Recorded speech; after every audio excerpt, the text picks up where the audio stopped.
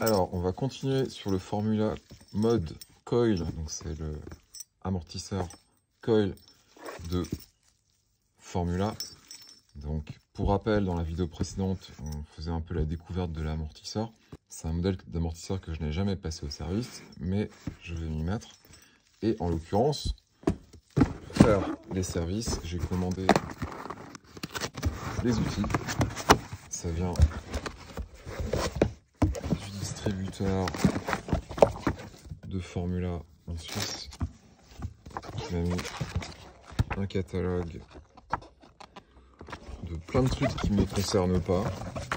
Alors on a un outil, c'est le Shock Blader Assembly Tool. J'imagine que c'est l'outil qui permet d'extraire la membrane qui est au niveau du réservoir de l'amortisseur. Et ensuite on a le kit de service. Alors là pour le coup, on ne peut pas dire que le kit de service c'est juste des joints. Je vais y revenir en 2 secondes. Je ne sais pas pourquoi j'ai un t-shirt. Et on a le Upper Cap Tool. Alors, outil, kit de service, outil, amortisseur, kit de service, donc service kit mode. Donc mode, c'est le nom de l'amortisseur de Formula. Alors, qu'est-ce qu'on a dans les mains? Okay, ça a l'air assez complet. Je connais pas toutes les pièces. On a une graisse spéciale, on a 2 bushings DU. En général, on appelle ça des DU. Le DU, ça vient du téflon ici, enfin à ma connaissance. Donc c'est les bagues qu'on a ici en fait. Donc ça, c'est assez classique de les avoir. On a une valve qui est aux couleurs de Formula. On a différents O-rings, un circlip. Donc pour l'instant, tout ça est très classique. Un deuxième circlip. Une protection externe. Donc là, on a 2 versions. C'est la protection qui se trouve ici. Et on a un bladder. Alors là, c'est assez intéressant pour moi parce que je suis habitué au TTX 22M de Öhlins, qui est un bladder assez différent. Ça, c'est le TTX 22M. Ça, c'est le Formula Mode.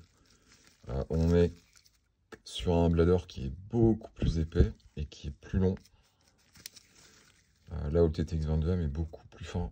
Je me demande pourquoi c'est aussi épais que ça, sachant que sur le Formula, le bladder n'est en rien exposé à l'extérieur. C'est-à-dire que le capot qui est ici sur le réservoir vraiment protège le bladder à 100%. Là, on est sur un truc qui est vraiment très très épais. Ensuite, on a une tête hydraulique.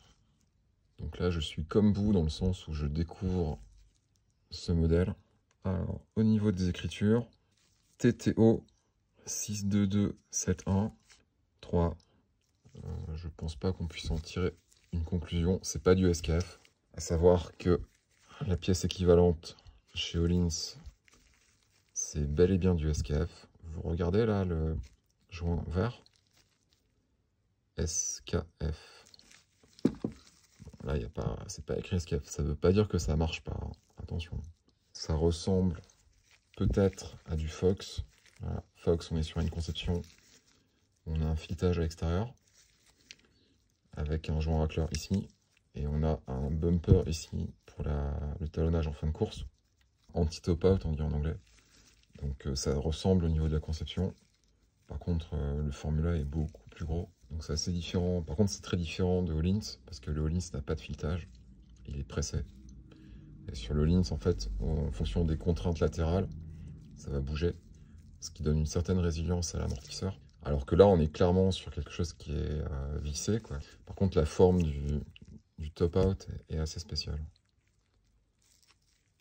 Enfin, j'ai jamais vu une forme comme ça sur une pièce de ce type-là. Les protections sont assez similaires à ce qu'on trouve chez Öhlins ou chez Fox. Le Formula est peut-être assez résistant à voir. Là, sur l'exemplaire usagé, il y a quand même pas mal de traces. Donc ça fait un kit de service qui, pour le coup, est assez complet. On est très loin d'un kit de service où il n'y aurait que des joints. Parce que là, je vais vous mettre les différentes pièces, côte à côte. Donc tout ce qui est ici, c'est pas des joints. Et tout ce qui est ici, c'est des joints. Donc l'essentiel du coup du kit de service, c'est clairement pas des joints toriques. Si vous pensez que le job d'un centre de service, c'est juste remplacer des joints toriques, Bah, un kit comme ça vous prouve que c'est pas du tout le cas. Ça va beaucoup plus loin. Et au niveau des outils, donc on a l'outil Upper Cap Tool. Donc le Upper Cap, si j'ai bien tout suivi, c'est la tête hydraulique. Donc on a un outil qui est basé sur des ergots, qui permet de démonter la pièce ici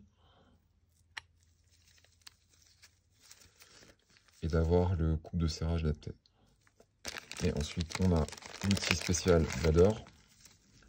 Alors là c'est assez simple, hein. C'est une tige qu'on prend avec la main et en fait on va attraper le bladder qui est lui-même suspendu. Enfin, il n'est pas suspendu, il est pressé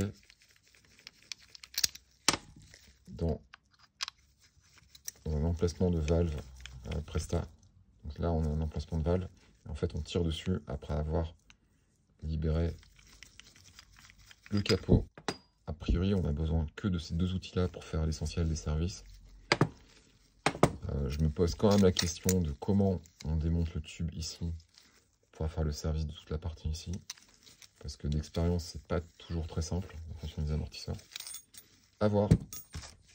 J'espère que c'était intéressant. À la prochaine.